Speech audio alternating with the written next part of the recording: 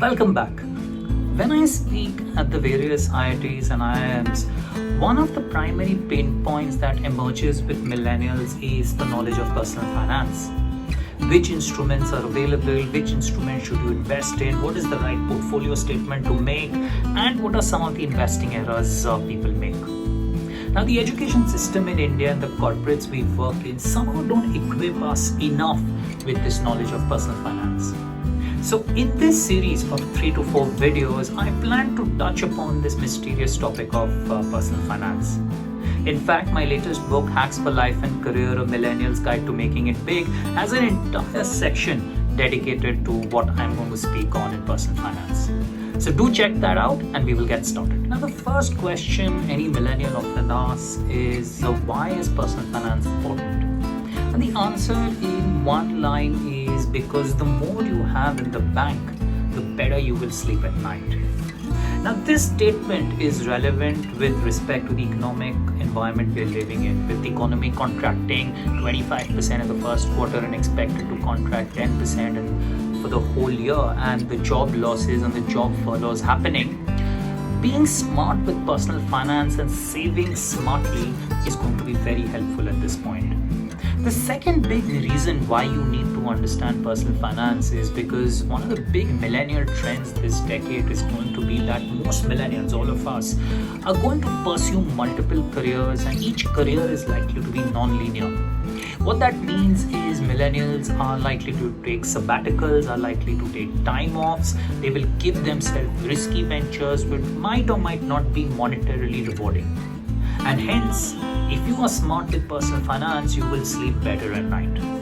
Now, personal finance, the two principles that apply with personal finance is one, it is not about earning more, but it is always about saving more. And the second principle is to look at what are the common errors every millennial makes and to avoid those errors so that your corpus keeps on increasing. Now, it is interesting that most millennials make the same kind of mistakes, batch after batch, generation after generation. Now, it's important to understand these mistakes so that you as someone don't make these same mistakes with respect to your personal finance. Now, I'll divide these mistakes into two types. The first is lifestyle-oriented mistakes and the second is investing mistakes. Now, with lifestyle mistake, there are three primary mistakes which a lot of millennials, including me, make. The first is to live on credit card debt. Now, with the festive season going around, it's very lucrative to buy the latest gadget or the latest pair of shoes on credit card debt. After all, it's only 2% extra per month. However, this is probably the worst form of personal finance mistake a person can make. Not only is it sheer gluttony at 24% annual return, but it's a larger mindset issue on living on borrowed money, and consistently living on borrowed money to fulfill your consumerism choices often leads to very poor ends over a period of time. The second big mistake from a lifestyle perspective which most millennials make is to first spend and then save from their monthly salary. Now, with so many consumerism choices that are available to all of us, what it means is the percentage that people save every month is lower, and as a result, the corpus doesn't grow as much as it should. The third mistake from a lifestyle choice which people make is most millennials have a false sense of complacency about their job or their careers, and hence don't keep an emergency fund. An emergency fund for a potential medical emergency or a mishap in the family or a job follow is not really kept. The next set of mistakes are about investing oriented mistakes which millennials make. Now, when it comes to investing, personal finance is good and you will make money as long as it is boring. The minute you start attaching glamour to it and try to prove that you are the next Warren Buffett or the greatest fund manager is when you will start losing money.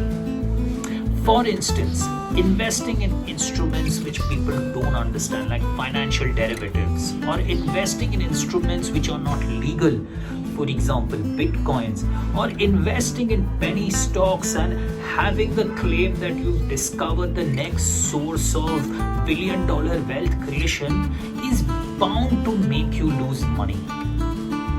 Now, this is disconcerting because if you see over the period of COVID, the number of demat accounts have gone up 4 times in an environment where people are losing jobs.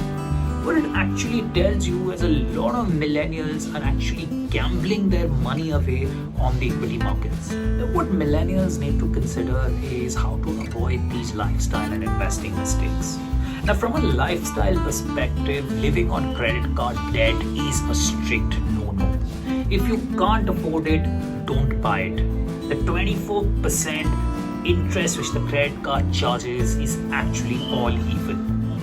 The second thing which millennials should look at from a lifestyle perspective is when you get your salary, save 50% of it first and the remaining 50% blow it on your living expenses and whatever consumerism choices you might have. That is how you will build a corpus over a period of time. The third is to have an emergency fund which is completely parked away in a fixed deposit in a bank.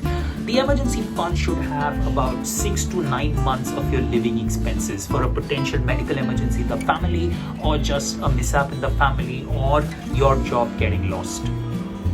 From an investing perspective, the single biggest principle that matters for millennials in this decade is to pursue safety.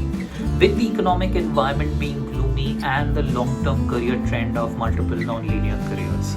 Now, what safety means is if your total net worth is 100, at least 60 to 70 of that 100 should be invested in fixed instruments which have fairly fixed degree of return with very little chance of erosion of the principal. The remaining 30% can be invested in gold, a bit of stock markets through the large cap funds and the American stock markets, and necessary insurance for the family.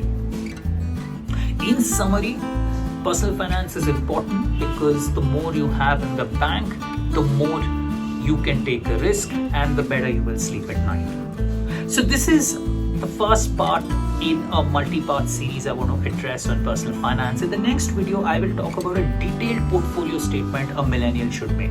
Let me know what you thought of this video and drop by your comments in the section